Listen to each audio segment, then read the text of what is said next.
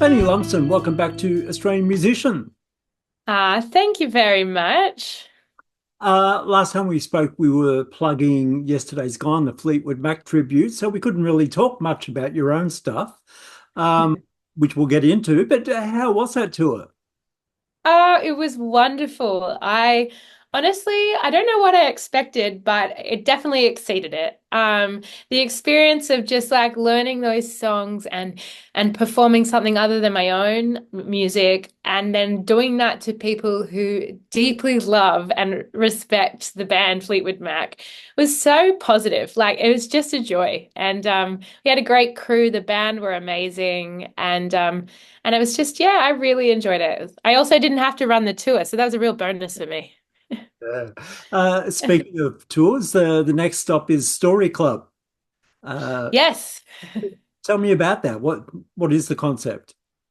So the concept is it's essentially a book club, but for songs. So I last year when I put my album Hey Dawn out, every week a group of us would all meet online and we would discuss a song at a time, and we did them chronologically, but like everyone knew what song it was going to be, so everyone would like listen and then get all their questions prepared or have their ideas or thoughts. And it was very collaborative and I really enjoyed it. And I thought it was a really fun way to kind of get into the songs a little more rather than being very one way, like all my thoughts and opinions.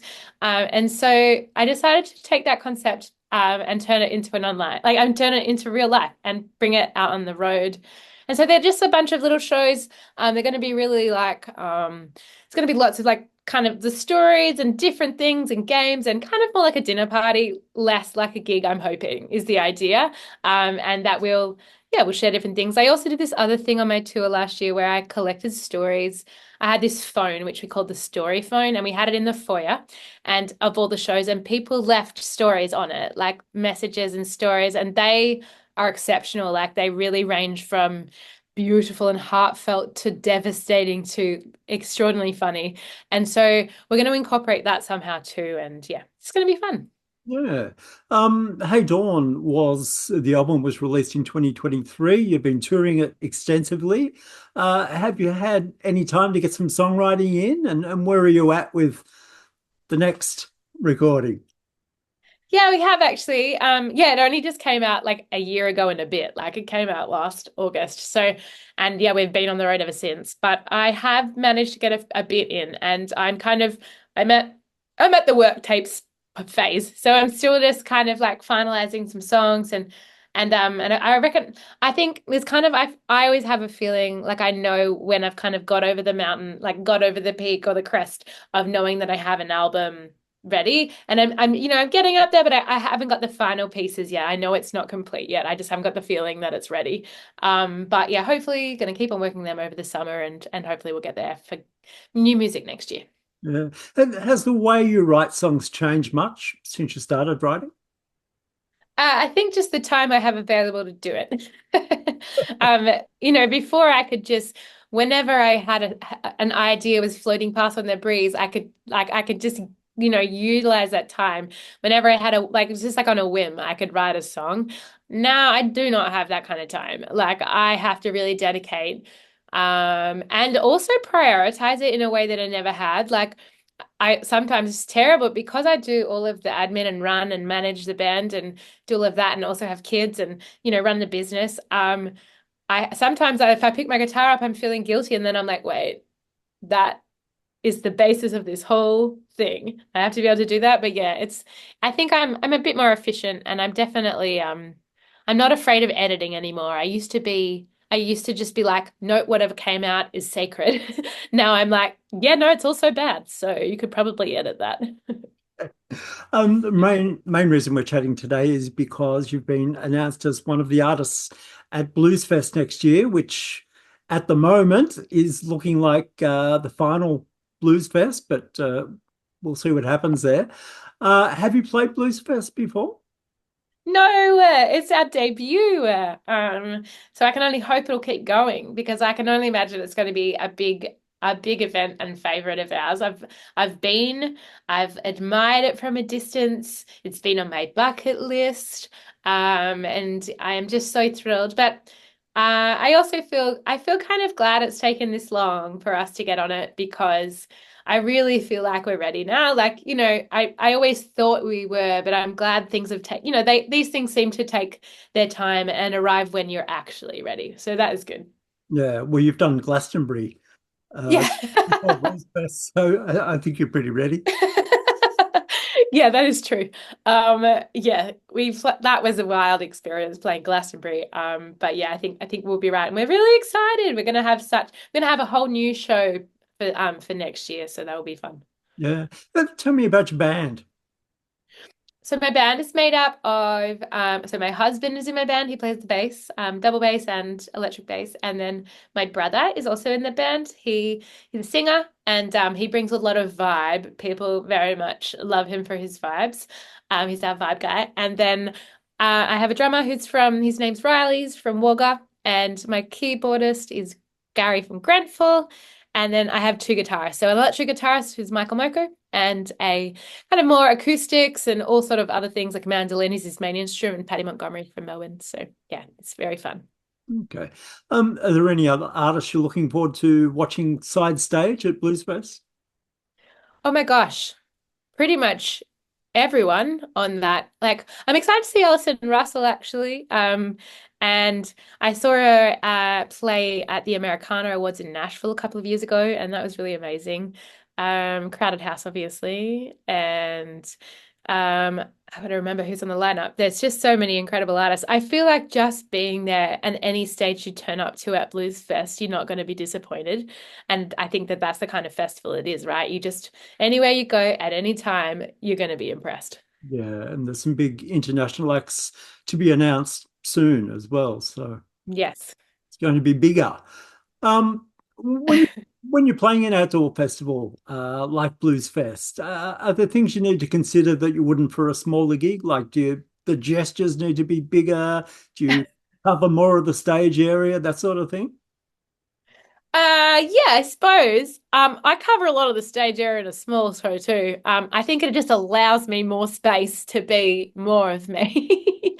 I mean, the last time, sometimes we don't plan it, and I think we get a little spontaneous, which is very fun because we have a bit more space. I mean, we just played Monday, and I ended up on my brother's shoulders, and there was no conversation about that prior to the event. It was just like I was like jumping at him because he was doing something that I was like, what are you doing? And I jumped at him and he just flipped me up on my shoulder, on his shoulders. So I think it leaves a little bit more like physical space to get into it. And otherwise I talk the same, I tell the same stories. I try and slow down how I talk a bit because I'm a pretty fast talker.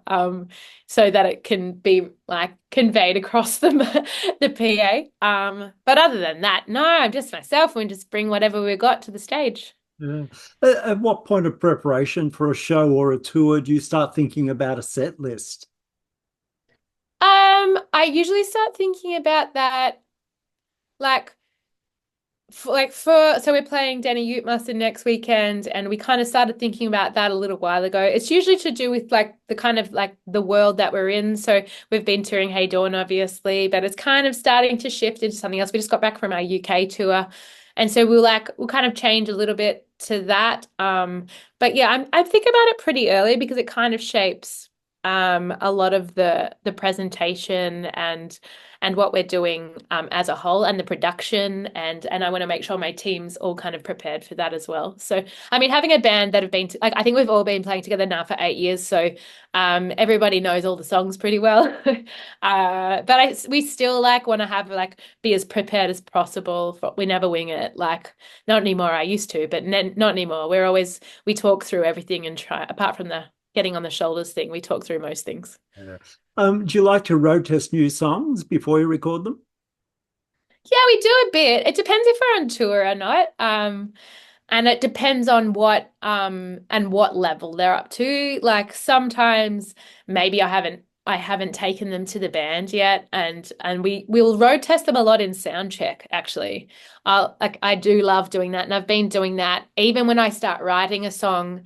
I'll start playing it in sound check because it just feels different in a room and through the mic and stuff. And it doesn't necessarily like it's not like I'm writing it for that purpose. It's just a good chance to kind of run it and to see if it's sticking or not. So yeah, we do sound checks and then occasionally we'll track it, but it's usually kind of towards the end of the process. Like we might be at recording level or maybe something else just by then. Yeah. What about the all important merch? Fanny, Oh yeah. what souvenirs will be at Bluesfest that people might be able to purchase? Got some new ideas happening? Always. I mean, our absolute staple of I Love Fanny t-shirts have been keeping us on the road since about 2014. We started that range. And honestly, it just keeps selling. So, that is always a definite. We have my band, we affectionately call the Prawn Stars. And so we've just got Prawn Star merch as well. So, hats and stuff like that. But we might bring in something else. We'll of course have vinyls and CDs because we always and cassettes actually as well. But yeah, we might do something special for Blues Fest, a one-off maybe. Yeah. What was the first piece of artist merch you remember buying? Was it a t-shirt, tea towel? Do you remember? Oh my gosh, that is a good question. I actually, as like a teenager and like I didn't go to much live music because I grew up in the bush and so I didn't really get the opportunity to go to much when I was younger.